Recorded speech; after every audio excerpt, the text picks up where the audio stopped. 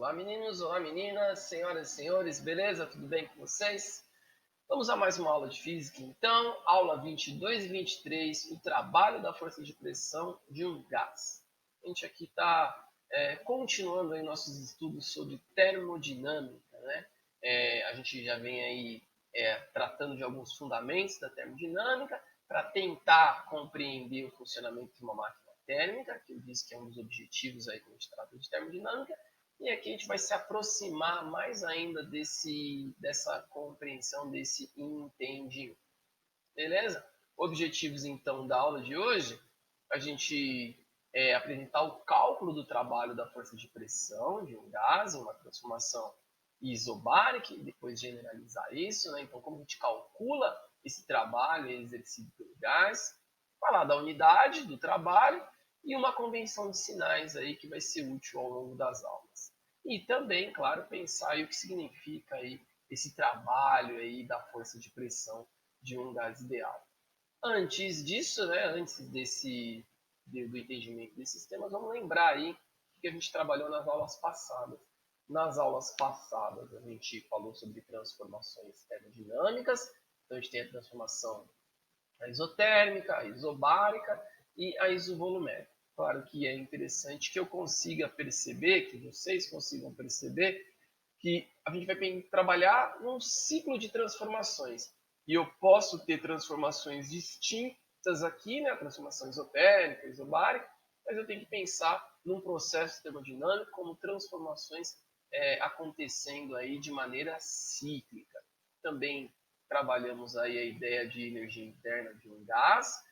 Então, se esse gás aí é composto, se tem um recipiente aí com um gás, esse gás tem uma energia interna, e essa energia interna é proporcional à temperatura do gás. Beleza? Então, o que a gente vai falar hoje, né, do trabalho que a pressão de um gás exerce. Então, olha só, nessa situação que a gente tem um gás ocupando aí um certo volume, determinado volume.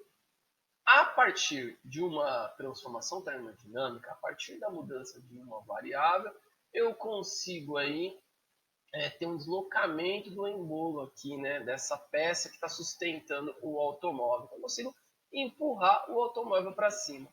Aqui eu tive uma variação de volume e essa variação de volume é o que empurra o carro para cima. Então, como eu tenho o deslocamento aí de uma parte mecânica, né, um movimento, eu tenho a transformação de energia térmica e energia mecânica. O gás está transferindo energia mecânica para esse sistema. É o gás que está fazendo aí essa peça mexer através da variação de volume. E como a gente tem, então, um deslocamento através da aplicação de uma força, já que essa variação de volume só acontece porque o gás está empurrando as partículas ali, né? Estão se chocando com as paredes do recipiente e estão empurrando a peça para cima. Se eu tenho uma força aí provocando um deslocamento, eu tenho um trabalho. E é esse trabalho que a gente vai calcular, o trabalho exercido por essa pressão do gás.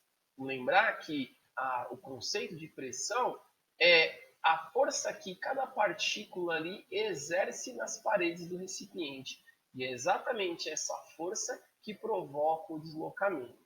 Beleza? Para a gente calcular o trabalho, então, tem que lembrar de alguns conceitos. Primeiro conceito aqui de pressão. Pressão, força aplicada em uma área. Quando a gente está falando da pressão exercida pelo gás, é a força com que cada partícula aplica na área de contato ali da parede interna do recipiente que está contido. Eu vou ter uma pressão exercida por esse gás. Claro que eu posso escrever essa equação dessa forma, colocando em evidência aqui a força. Então, a força vai ser a pressão pela área. Trabalho é força de deslocamento. Então, eu tenho a aplicação de uma força, a aplicação dessa força provoca um deslocamento. O resultado disso é o trabalho, uma transferência de energia mecânica. Né? Quando eu empurro uma cadeira, eu estou transferindo energia para essa cadeira desde que ocorra um deslocamento, transferindo energia mecânica. Bom, se eu tenho como força pressão vezes área, eu posso escrever que o trabalho é pressão vezes área, força, vezes o deslocamento. Então, eu posso dizer que o meu trabalho é pressão vezes a variação do volume. Porque área vezes deslocamento, nesse caso, a área dessa superfície aqui vezes o deslocamento ocorrido, me dá o volume. Então, área vezes o deslocamento aqui, pensando nesse cilindro, vai ser o volume. Então, o meu trabalho é dado pela pressão vezes variação do volume. Lembrando que variação do volume, volume final menos volume inicial. Aqui, uma ponderação importante é que se eu vou usar essa equação, eu tenho que ter uma pressão constante para poder utilizar essa equação. Porque se eu tiver uma pressão variável, não tem como eu usar aqui como fator de proporcionalidade essa grandeza, né? Então tem que ter uma pressão constante. Ou seja, essa maneira de calcular o trabalho só é válida se eu tiver uma pressão constante numa transformação termodinâmica. Lembrando que pressão constante numa transformação termodinâmica é a transformação isobárica, é denominada como a transformação isobárica. Ou seja, eu só posso usar esse cálculo para uma transformação isobárica. Beleza? Então, o cálculo do trabalho vai ser dado pela pressão variação do volume quando a pressão for constante. Mas se a pressão não for constante? Bom, se a pressão não for constante, aqui a gente pode pensar como um caso geral, eu tenho a área do gráfico. Então, num gráfico de pressão por variação do volume, pressão por volume, né, a área do gráfico, ou seja, essa área destacada aqui em amarelo, corresponde numericamente ao trabalho exercido pela pressão no gás. Então, de maneira genérica, eu posso sempre calcular o trabalho pela área do gráfico. Mas quando a pressão for constante, eu posso calcular o trabalho pela aplicação aqui dessa equação. Beleza? Tranquilo? Quanto aos sinais, o que tem que ficar claro aqui? Então, eu tenho que o trabalho é calculado pela pressão multiplicado pela variação do volume. Beleza. Mas duas coisas podem acontecer, né? O volume pode aumentar ou diminuir, ou seja, eu posso ter um volume final menor ou maior do que o inicial. Só antes de falar dessa convenção de sinais, deixa eu só colocar aqui ó, as unidades, né? Pressão e volume a gente já conhece, são unidades conhecidas, então pressão Newton por metro quadrado, ou Pascal, e volume em metro cúbico. Se essas unidades estiverem aí presentes na equação, eu vou ter um trabalho em joule, né? Trabalho é energia sendo transferida. Se é energia, a unidade no sistema internacional é joule. E aí, olha a convenção que a gente vai adotar. Quando o trabalho é positivo, significa que o gás está expandindo. Significa que o meu gás, o gás dentro do recipiente, está fornecendo energia para algum lugar. Por exemplo, para aquela peça mecânica. Então, trabalho positivo, gás fornece energia. O contrário, trabalho menor do que zero, trabalho negativo, quer dizer que o meu gás está sendo contraído, alguém está exercendo alguma força externa, e esse gás está sendo contraído e o gás está recebendo energia. Então, duas maneiras para a gente pensar sobre isso, né? Ó, trabalho positivo, o gás está fornecendo energia. Trabalho negativo, o gás está recebendo energia. Atenção com esse conceito.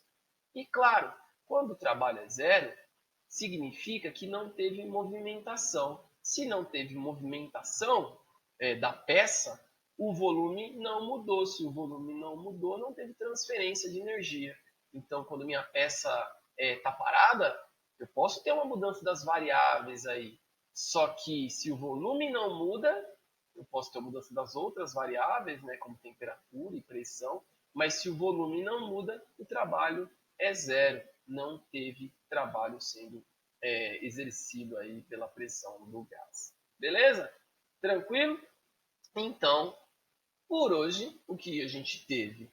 A ideia de trabalho, né? Então, como calcular trabalho aí exercido pelo gás, quando a pressão for constante, quando for uma transformação isobárica, eu posso usar a equação destacada aqui, então trabalho é igual pressão vezes variação do volume, mas eu posso também usar a área do gráfico de maneira geral. Então, a área do gráfico para cálculo de trabalho sempre é válida, independente do tipo de transformação que eu tenho. Já quando a transformação é isobárica, a pressão é constante, eu posso usar a equação aí destacada. Beleza? Tranquilo, meninos e meninas? Espero que a mensagem tenha sido recebida e trabalharemos então aí ao longo das aulas a resolução de alguns exercícios para melhorar a compreensão. Valeu? Até a próxima então.